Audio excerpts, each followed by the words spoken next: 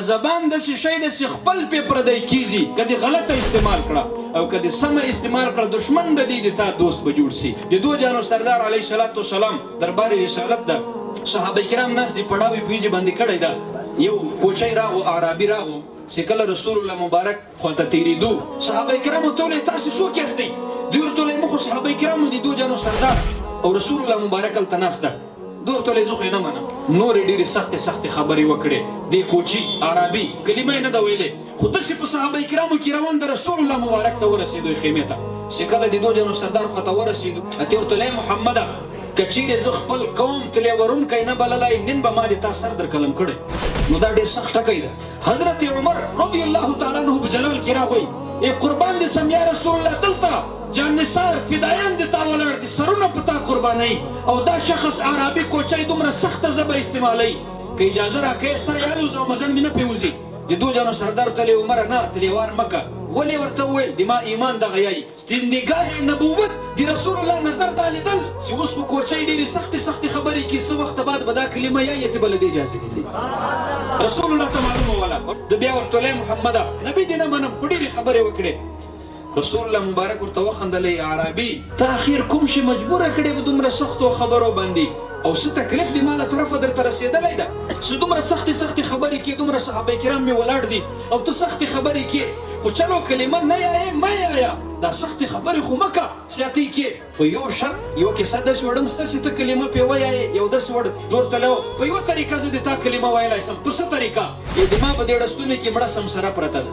ته ورته ویل ای محمده دا مړه سمسره دلته درته غورځومه چې دا مړه سمسره سر راپورته کړي او د تا کلمه ویایي د تا په نبوت په رسالت باندې ګواهي ویایي زه کوچی به هم د تا کلمه وایم.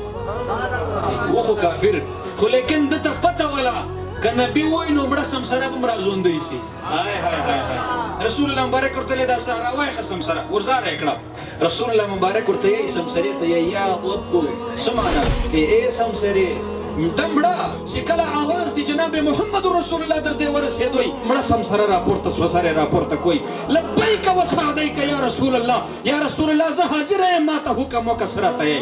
کوچی خو ډېر ورته عجیبه سو چې دا خو مړه وله دا له کومه وغږېده په خپل لاس مې وځلې وراخستې مې وله چې کله یې سر راپورته کړو د دو جانو سردار ورته وویل دې عربي ته داسې مو وایه چې زه څوک یم وایه چې زه څوک یم ورته وایه کوچي ته چې زه څوک یم د خو مړه خو سر یې راپورته کړو په اشاره د محمد رسول الله چې کله یې سر راپورته کړوی ته ورته وویل یی انت رسول رب العالمین وخاتم النبیین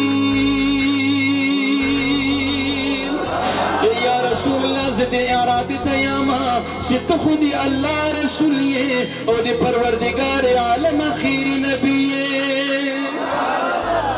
اخیري نبي ته د پروردګار عالم د رسول الله د ختم نبوت اعلان یې وکړ د رسول الله د رسالت اعلان یې وکړ چې کله سمسرې دغه اعلان وکړ کوچی خو ډېر په غوسه سره راغلی د رسول الله شان یې نه منوي نبوت یې نه منوي چې هغه مړه سمسره یې ولیدله چې دلته خو مړه سمسره موازونه کوي په اشارو راپورته سوه د نبوت او د رسالت اعلانونه یې کوي. ته ورته ویل قربان دې سم زه معافي غواړم ما ته کلمه راوښیه په خپله غلامي کې مې قبول کړي. چې اول راغو حضرت عمر فاروق ورته ویل اجازت راکړه چې سر یې قلم کړم. رسول الله ورته ویل مه یې کوه تلېوار مه کړه ناست دي ودې ژغلېږي خبرې دې وکړي. ولې ورته ویل د ده دا کلمه ویل اسلام قبلول رسول الله مبارک په خپلو مبارکو سترګو باندې لیدل چې دا به کلمه یایي وځي.